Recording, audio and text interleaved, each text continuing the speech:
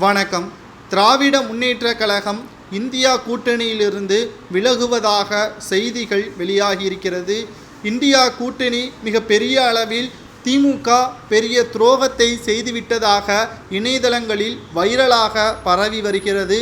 உண்மையான தகவலா என்பதை இந்த வீடியோவில் முழுமையாக தெள்ளத்தெளிவாக நாம் பார்க்க போகிறோம். நாளை கலைஞர் நூற்றாண்டு விழாவை முன்னிட்டு 100 ரூபாய் நாணயம் வெளியிடப்படுகிறது மத்திய அரசால்.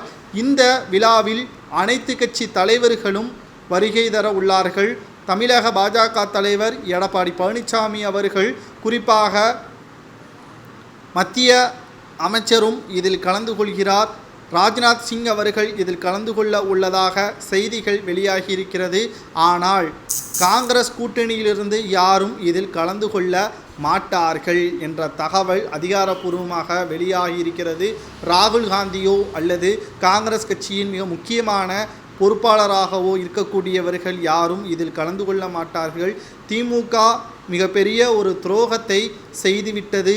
திராவிட முன்னேற்றக் கழகம் மிகப்பெரிய ஒரு துரோகத்தை காங்கிரசுக்கும் இந்தியா கூட்டணிக்கும் செய்துவிட்டதாக தற்பொழுது மிகப்பெரிய அளவிலான செய்திகள் இணையதளங்களில் வெளியாகியிருக்கிறது.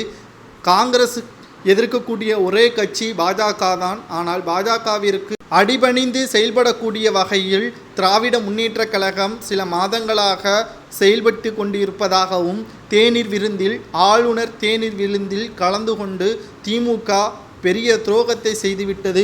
திராவிட முன்னேற்றக் கழகத்தின் கூட்டணி கட்சிகள் புறக்கணித்திருந்தது. ஆனால் ஸ்டாலின் அவர்கள் கடைசி நேரத்தில் திமுக கலந்து கொள்ளும் என்று அதிகாரப்பூர்வமான அறிவிப்பை வெளியிட்டிருந்தார்.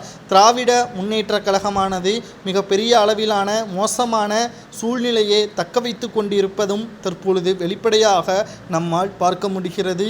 திராவிட முன்னேற்றக் கழகம் இந்தியா கூட்டணியிலிருந்து நீக்கப்படும் என்றும் தற்பொழுது தகவல்கள் காங்கிரஸ் கட்சியின் மிக முக்கியமான நபர் வெளியிட்டிருக்கிறார். திராவிட முன்னேற்றக் கழகம் இந்தியா கூட்டணியில் இனி ஒரு அங்கமாக செயல்படாது. கூட்டணியிலிருந்து விலகிவிட்டால் 2026 சட்டமன்ற தேர்தல் என்பது திமுக காங்கிரஸ் கூட்டணி இல்லாமல் நடைபெறுமா? இதனால் அதிமுகவிற்கு சாதகமான சூழல் ஏற்படலாம் என்ற தகவலும் தற்பொழுது கிடைக்கப்பெற்றிருக்கிறது. இந்தியா கூட்டணியிலிருந்து திமுக நீக்குவது சரியா தவறா என்பதை கமெண்ட் வாயிலாக கூறுங்கள்.